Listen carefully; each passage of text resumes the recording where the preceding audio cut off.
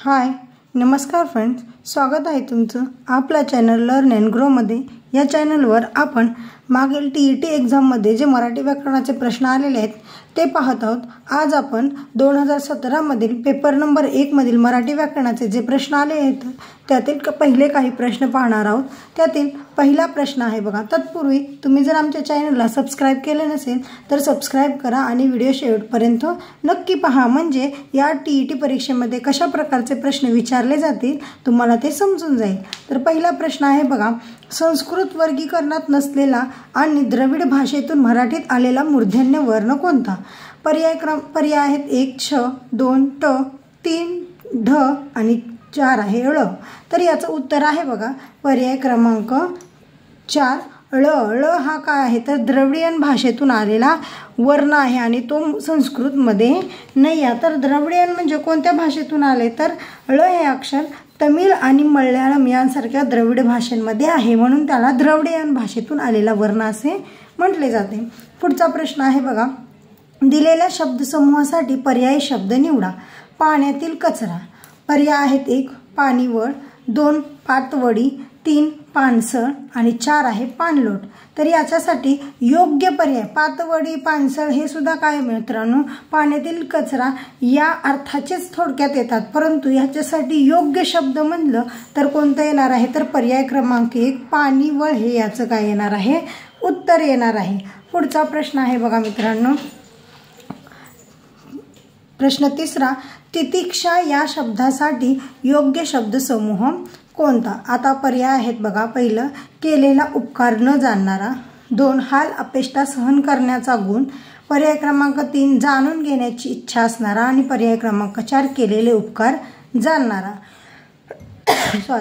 केलेले उपकार न जाणणारा म्हणजे काय, आपण काय म्हणतो त्याला कृतघ्न म्हणतो, म्हणजे हा पर्याय बाद झाला।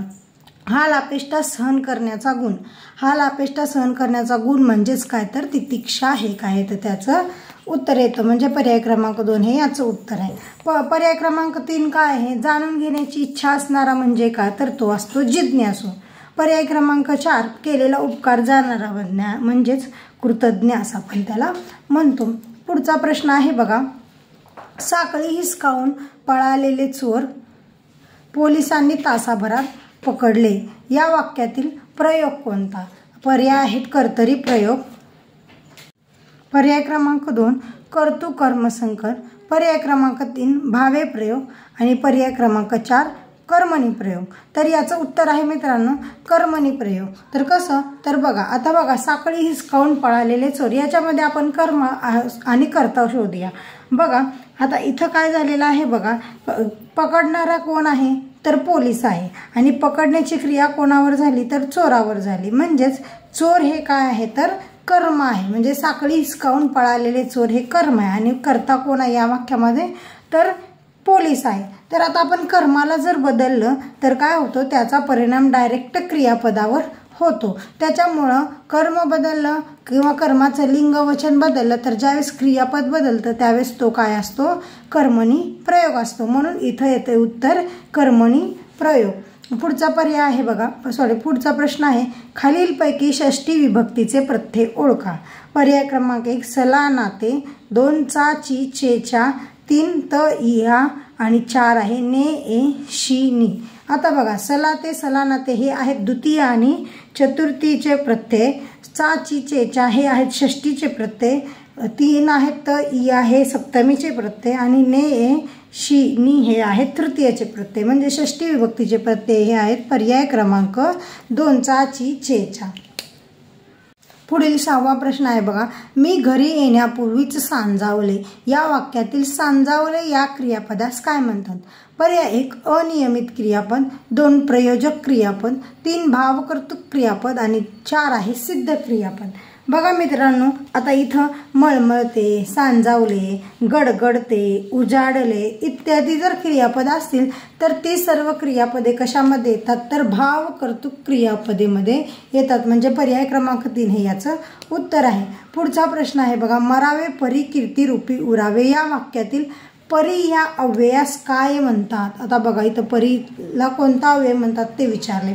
पर्याय 1 परिणाम बोधक, उभयान्वयी अव्यय, पर्याय 2 विकल्पबोधक उभयान्वयी अव्यय, पर्याय 3 न्यूनत्व बोधक म्हणजेच विरुद्धदर्शक उभयान्वयी अव्यय आणि 4 आहे कारणबोधक उभयान्वयी अव्यय। तर आता बघा परिणामबोधक उभयान्वयी अव्ययामध्ये काय काय असतं तर म्हणून, सबब, याकरिता हे जर शब्द आले तर तिथं आपण काय म्हणतो परिणामबोधक म्हणतो। आणि विकल्पबोधक मध्ये काय असतं अथवा, वा, की, किंवा असे शब्द आले तर ते झालं विकल्पबोधक। आणि न्यूनत्व बोधक किंवा विरोधदर्शक उभयान्वयी अव्यय म्हणजे काय तर तिथं काय म्हणतो आपण पण, परंतु, परी, बाकी हे जर आले त्यावेळेस काय असतं न्यूनत्व, म्हणजे परी आलेला आहे म्हणजेच न्यूनत्व बोधक हे याचं काय येणार उत्तर येणार। आणि चौथं कारणबोधक मध्ये काय असतं तर कारण आणि का, की हे शब्द आले तर काय होतं तर ते असतं कारणबोधक, म्हणजे इथं उत्तर येणार आहे न्यूनत्व बोधक किंवा विरोधदर्शक उभयान्वयी अव्यय। पुढचा प्रश्न आहे बघा खालीलपैकी वाक्याचा प्रकार ओळखा। वेळेवर काम संपवले तर परतीची बस चुकणार नाही असं काय आहे तर प्रश्न आहे। तर याचे पर्याय काय आहेत 1 विधानार्थी वाक्य, 2 संकेतार्थी वाक्य, 3 नकारार्थी वाक्य आणि 4 आहे आज्ञार्थी वाक्य। बघा आता विधानार्थी वाक्य म्हणजे काय असतं फक्त विधान केलेलं असतं म्हणून त्याला काय म्हणतो आपण विधानार्थी वाक्य म्हणतो। दुसरं काय संकेतार्थी म्हणजे संकेत दाखवलेला असतो किंवा अंदाज बांधलेला असतो, जर, तर, जेव्हा, तेव्हा असं असतं तेव्हा आपण काय म्हणतो संकेतार्थी। नकारार्थी म्हणजे काय नकार दर्शवलेला असतो त्यावेळेस पण काय येतं तर नकारार्थी येतं। पुढचं काय आहे आज्ञार्थी, ज्यावेळेस एखाद्याला आज्ञा केली जाते त्यावेळेस ते काय असतं आज्ञार्थी वाक्य। तर आता इथं बघा जर, तर वाक्यात केलेलं आहे म्हणजे संकेत दर्शवलेला आहे, वेळेवर काम संपवले तर परतीची बस चुकणार नाही, म्हणजे या वाक्यामध्ये उत्तर काय येणार आहे तर संकेतार्थी येणार आहे। पुढचा प्रश्न आहे 9वा खानदेश भागात बोलली जाणारी बोली भाषा कोणती। मग पहिलं आहे अहिराणी, दुसरं कोकणी, तिसरं हळबी आणि चौथं डांगी। तर अहिराणी भाषा ही खानदेशात बोलली जाते, कोकणी ही भाषा कोकणात बोलली जाते, हळबी ही भाषा महाराष्ट्रात पूर्व विदर्भात बोलली जाते आणि डांगी ही भाषा आदिवासी लोक म्हणजे वारली लोक बोलले जातात। ही डांगी भाषा ही अहिराणी भाषेच्या जवळपासच आहे, म्हणजे महाराष्ट्र आणि गुजराती या 2 भाषांचं मिश्रण असलेली ही डांगी भाषा आहे। समजलं मित्रांनो, म्हणजे याचं उत्तर आहे 9व्याचं खानदेशात भागात बोलली जाणारी बोली भाषा ही अहिराणी आहे। पुढचं आहे बघा मुळाक्षरे यासाठी पर्यायी शब्द कोणता आहे तर पर्याय आहेत वर्णमाला, 2 वर्ण, 3 शब्द आणि 4 आहे वर्णसंख्या। तर वर्णमाला म्हणजेच काय तर मुळाक्षरे असे आपण म्हणतो। वर्ण म्हणजे एक मुळाक्षर असतं त्याला आपण वर्ण म्हणू शकतो। शब्द म्हणजे काय तर अनेक अक्षरे किंवा वर्ण मिळून काय होतं तर आज आपण TET परीक्षेतील मागील परीक्षेत जे प्रश्न विचारले होते मराठी व्याकरणाचे प्रश्न पाहिलेले आहेत। तुम्हाला जर हे प्रश्नोत्तर समजले असतील तर आमच्या या व्हिडिओला लाईक करा आणि अशाच नवनवीन व्हिडिओसाठी आमच्या चॅनलला सबस्क्राईब करा। Bye bye friends.